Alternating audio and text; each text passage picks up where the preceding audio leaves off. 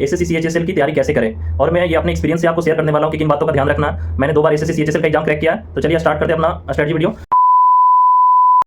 सभी को इंस्पेक्टर विकास का जय हिंद। ठीक है, आज का ये वीडियो बनाने का मेरा मेन मकसद है कि लास्ट 3 मंथ्स में एसएससी सीएचएसएल की तैयारी कैसे करें, और मैं ये अपने एक्सपीरियंस से आपको शेयर करने वाला हूँ कि किन बातों का ध्यान रखना है। मैंने 2 बार एसएससी सीएचएसएल का एग्जाम क्रैक किया है। तो चलिए स्टार्ट करते हैं अपना स्ट्रेटजी वीडियो। फर्स्ट है जो हमारा मैथ का कैसे तैयारी करना है। तो जैसे मैंने मैथ के लिए बताया है कि अगर आपका एक बार सिलेबस कंप्लीट हो चुका है तो डेली आपको 50 क्वेश्चंस मैथ के प्रैक्टिस करने हैं। ठीक है, और 50 क्वेश्चंस मैथ के प्रैक्टिस करने हैं, मिसलेनियस करना है। और जिनका सिलेबस पूरा नहीं हुआ है उनको मैथ के पहले सिलेबस कंप्लीट कर लेना है और 50 क्वेश्चंस फिर बाद में प्रैक्टिस करना है। नेक्स्ट है कि बच्चों को डाउट रहता है कि सर मैथ को कितना टाइम दे, तो कम से कम आपको 2 से 3 आवर्स मैथ के लिए देना ही है, तभी आपका मैथ में स्पीड बढ़ेगा। और एक चीज़ मैं आपको बताने वाला हूँ कि अभी के जो एसएससी जो एग्ज़ाम कंडक्ट करवा रहे हैं उनमें कॉन्सेप्ट बेस्ड क्वेश्चंस कम पूछे जा रहे हैं और उनमें ये आपका स्पीड ज़्यादा चेक हो रहा है। ठीक है, और उसमें कैलकुलेशंस आपके ज़्यादा चेक हो रहे हैं। तो आपको अभी आपको जो बच्चे पूछते हैं कि सर कौन से सेक्शंस पे ज़्यादा फोकस करें, तो अभी आपको एरिथमेटिक के क्वेश्चंस एंड कैलकुलेटिव क्वेश्चंस पे ज़्यादा फोकस करना होगा। ऐसे तो सारा सिलेबस ख़त्म करना है, लेकिन एक होता है ना कि प्रैक्टिस में ज़्यादा किस पे टाइम दे, तो आपको एरिथमेटिक और कैलकुलेटिव क्वेश्चंस पे ज़्यादा ध्यान देना होगा। और देखिए कैलकुलेटिव को मैं क्या बोलता हूँ कि किससे ज़्यादा कैलकुलेटिव क्वेश्चंस आता है। जैसे सीआई और एसआई के क्वेश्चन हैं उस पर ज़्यादा फोकस कीजिए, एसआई एंड सीआई। परसेंटेज पे ज़्यादा फोकस करो, टाइम एंड वर्क पे फोकस कीजिए, डीआई पे फोकस कीजिए, अलजेब्रा पे फोकस कीजिए। ठीक है, इस पे ज़्यादा फोकस करना होगा आपको। और नेक्स्ट हमारा है ना कि मैं अपना पर्सनल एक्सपीरियंस से बता रहा हूँ कि अगर अब बच्चों का जैसे डाउट रहता है कि सर मेरा मैथ में स्पीड इंक्रीज नहीं होता है। ठीक है, तो उसके लिए जो मैं फार्मूला अपनाता था वो फार्मूला आपको भी बताता हूँ कि डेली आपको मैथ के कम से कम 2 सेक्शनल टेस्ट लगाने हैं। ठीक है, कम से कम 2 सेक्शनल टेस्ट लगाने हैं। ठीक है ना, और वो टॉपिक वाइज लगाना है। किसी भी टॉपिक में जो भी टॉपिक में लगे कि मेरा जब मॉक लगाते हैं तो उसमें क्वेश्चन छूट जाते हैं, तो 2 सेक्शनल टेस्ट मैथ के रेगुलर लगाने हैं।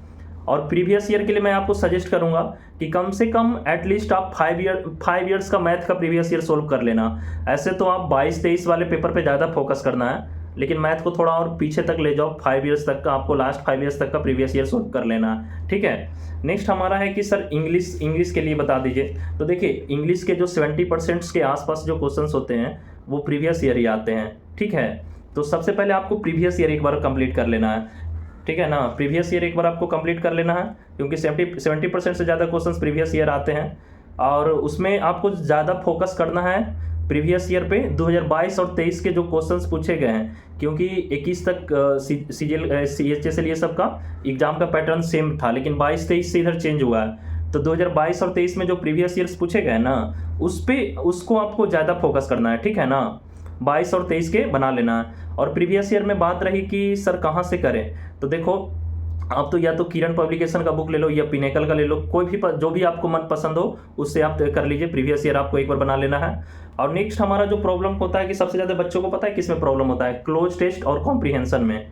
तो क्लोज टेस्ट और कॉम्प्रीहेंशन को इसका पंगा आपको तब सोल्व होगा जब आप डेली कम से कम reading habit half an hour का डेवलप करोगे। जैसे कि बच्चे कहते हैं कि सर न्यूज़पेपर पढ़ने से समझ में नहीं आता है, तो अगर आपको न्यूज़पेपर रीडिंग में समझ नहीं आता है, कोई नॉवेल्स का बुक पढ़ो, कोई आपके पास एनसीईआरटी का कोई इंग्लिश का बुक है, ये कोई बुक है उससे पढ़िए। तो देखिए न्यूज़पेपर पढ़ने से क्या होगा ना, पहली बात तो आपका क्लोज टेस्ट सही हो जाएगा। ठीक है, कॉम्प्रीहेंशन समझ आने लगेगा और आपका वोकैब भी अच्छा होगा। और इसके अलावा आपको न्यूज़पेपर पढ़ने से क्या बेनिफिट है, कॉमन एरर्स के जो क्वेश्चंस है वो आपसे बनने लगेंगे। तो न्यूज़पेपर ये पढ़िए। और जैसे अगर आपको नोवेल पढ़ना है तो जैसे कि नोवेल में कोई भी बुक ले सकते हो, जैसे मेरे पास एल्केमिस्ट का बुक था, तो आप भी कोई भी नोवेल्स का बुक लेके पढ़ सकते हो। ठीक है, कोई दिक्कत नहीं है उसके लिए। और मैं आपको जो बात बता रहा हूँ कि 22 और 23 का इंग्लिश का प्रीवियस ईयर सोल्व करके जरूर जाइएगा। ठीक है, नेक्स्ट हमारा आता है कि सर रीजनिंग कैसे करें। देखिए रीजनिंग के लिए मैं आपको ज़्यादा पीछे का जाने का नहीं कहूँगा। ठीक है ना, जो 22 और 23 के जो पेपर पूछे गए हैं रीजनिंग के सीएचएसएल, एमटीएस, सीपीओ और सीजीएल में, बस उतना आप प्रीवियस ईयर लगा लो। अगर आपने एक बार सिलेबस कंप्लीट कर लिया है तो सीपीओ, सीएचएसएल, सीजीएल और एमटीएस के 22 और 23 में जो प्रीवियस ईयर क्वेश्चंस पूछे गए हैं वो आप प्रीवियस ईयर लगा लीजिए। ठीक है। बच्चे पूछेंगे सर ये प्रीवियस ईयर मिले कहाँ है, तो ये प्रीवियस ईयर आपको टेक्स्ट बुक पे मिल जाएगा या ओली बोर्ड पे भी प्रीवियस ईयर मिल जाएगा, नहीं तो आप क्या बोलते हैं RB revolution Shubham Jain sir का, वहाँ पे आपको सारा पीडीएफ प्रोवाइड किया जाता है, वहाँ पे मिल जाएगा। और नेक्स्ट हमारा जो आता है कि इसमें देखिए सेक्शनल टेस्ट इसमें भी लगाना है, सारा जितना भी मैथ इंग्लिश रीजनिंग जीके बोल रहा हूँ ना, सेक्शनल टेस्ट मैंडेटरी है सभी में। नेक्स्ट हमारा है कि जीके कैसे करें।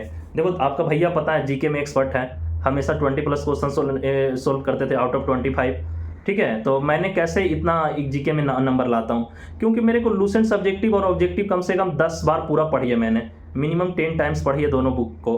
और तो आपको उतना पढ़ने की ज़रूरत नहीं है, आपके पास उतना टाइम नहीं है, तो कम से कम लूसेंट सब्जेक्टिव और ऑब्जेक्टिव को आप 2 से 3 बार पढ़ लीजिए, ठीक है। और उसके साथ प्रीवियस ईयर के बुक क्वेश्चंस भी पढ़ने हैं। आप किसी भी बुक से प्रीवियस ईयर लगा लो, जैसे मेरे पास स्पार्क पब्लिकेशन का था जिसमें 1996 से अब तक के प्रीवियस ईयर थे, लेकिन मैं उतना बैक आपको जाने नहीं कहूँगा, ज़्यादा नहीं 5 ईयर्स बैक तक का प्रीवियस ईयर देख लो एक बार, ठीक है। तो आपको बेसिकली आइडिया लग जाएंगे किस टाइप के क्वेश्चन पूछे जाते हैं। नेक्स्ट आता है करेंट अफेयर्स कहाँ से करें। करेंट अफेयर्स के लिए बच्चों को पूछते हैं कि सर मंथली करें, वीकली करें या डेली का करें। तो मैं डेली करता था, मैं आपको भी सजेस्ट करूंगा डेली करंट अफेयर्स करो। क्रैक एग्जाम से डेली करंट अफेयर्स देखिए, और जब एग्जाम आपका क्लोज हो तो monthly current affairs crazy GK trick से देख लो, ठीक है। और बच्चे पूछते हैं कि सर क्या बोलते हैं कि ये करंट अफेयर्स लिखना चाहिए या नहीं। करंट अफेयर्स को डेली कॉपी में नोट डाउन भी कीजिए, ठीक है, उसको लिखा कीजिए, लिखोगे तब चीज़ें लंबे समय तक याद रहती है। मूवी की तरह वीडियो को नहीं देखना है, करंट अफेयर्स को कॉपी में नोट डाउन करना है। लास्ट हमारा जो एक बात आता है कि सर कि करंट अफेयर्स कितने पुराने देख के जाने हैं, ठीक है। तो मैं आपको सजेस्ट करता हूं कि देखो ऐसे तो 6 से 8 मंथ्स तक का ही मोस्टली करंट अफेयर्स आते हैं, एक आध क्वेश्चन आ जाते हैं, लेकिन मैं खुद जैसे करता था वैसे ही मैं चीज़ों को आपको बताने वाला हूँ। तो मैं 1 ईयर का टारगेट लेके चलता था कि 1 ईयर जिस दिन एग्जाम है उससे 1 ईयर बैक तक का करंट अफेयर्स कंप्लीट करता था। तो मैं आपको भी वही चीज़ें सजेस्ट करूंगा कि 1 ईयर बैक तक का करंट अफेयर्स कंप्लीट करके जाओ, ठीक है। तो 1 ईयर बैक तक का आपको करंट अफेयर्स कर लेना है, समझ गए। नेक्स्ट हमारा है जो कि मॉक टेस्ट। इतना होने के बाद मॉक टेस्ट कहाँ से लगाना है, तो देखो दो क्या बोलते हैं हमारे पास प्लेटफॉर्म है मॉक टेस्ट लगाने के लिए। टेक्स्ट बुक से भी मैं मॉक लगाता था, ओली बोर्ड से भी। देखो आजकल आपका कॉन्सेप्ट चेक नहीं होता है, ठीक है, आपका नॉलेज का ज़्यादा टेस्ट नहीं होता, आपके पास स्पीड कितना है, आप कितना मतलब अभी जो क्वेश्चंस पूछे जा सकते हैं उससे कितना आप परिचित हो, वो चीज़ें ज़्यादा मैटर करती है। तो टेक्स्ट बुक और ओली बोर्ड के जितना भी फुल टेस्ट है, कम से कम फुल टेस्ट पूरा लगा लीजिए। प्रीवियस आपके पास टाइम है तो प्रीवियस लगाइए, नहीं तो फुल टेस्ट कंफर्म लगाइए टेक्स्ट बुक और ओली बोर्ड का। और एक चीज़ आपको सजेस्ट करना चाहूँगा, जिन बच्चों का अभी सिलेबस पूरा नहीं हुआ है उनको अल्टरनेट डे पे टेस्ट दीजिए, डेली नहीं देना है। डेली टेस्ट देने से आपका भी टाइम वेस्ट ही होगा। तो अगर आपने सिलेबस पूरा नहीं किया तो आप वीक में 2 से 3 ही टेस्ट दीजिए, और जिनका सिलेबस पूरा हो गया उनको मैं सजेस्ट करूँगा डेली 1 मॉक लगा दो आप, ठीक है, डेली 1 मॉक लगा दो। और बस इतना। और नेक्स्ट है कि देखिए इतना होने के बाद भी आप छट सकते हो, इतना खाका तैयार करने के बाद भी आप छट सकते हो, ठीक है, एग्जाम से बाहर हो सकते हो। तो इसके लिए क्या जरूरी है, सबसे मेन है CHSL की एग्जाम में है वो टाइपिंग। टाइपिंग सबसे इंपॉर्टेंट रोल प्ले करता है। बहुत टॉपर्स बच्चे टाइपिंग में जाके फेल हो जाते हैं, क्यों? क्योंकि वो टाइपिंग को हल्के में ले लेते हैं। तो आपको टाइपिंग को बिल्कुल इग्नोर नहीं करना है, ठीक है। टाइपिंग बहुत मैंडेटरी है, और टाइपिंग आपका 35 वर्ड पर मिनट स्पीड खोजता है, समझे। तो आपको कहाँ से टाइपिंग करना है, टाइपिंग के लिए मैं आपको 2 सॉफ्टवेयर बताता हूँ, सोनी टाइपिंग और सोनमा टाइपिंग। 2 जगह से आप टाइपिंग कर सकते हो। मैंने ज़्यादातर सोनमा टाइपिंग से ही की है, लेकिन दोनों सोनी या सोनमा टाइपिंग से कर सकते हो।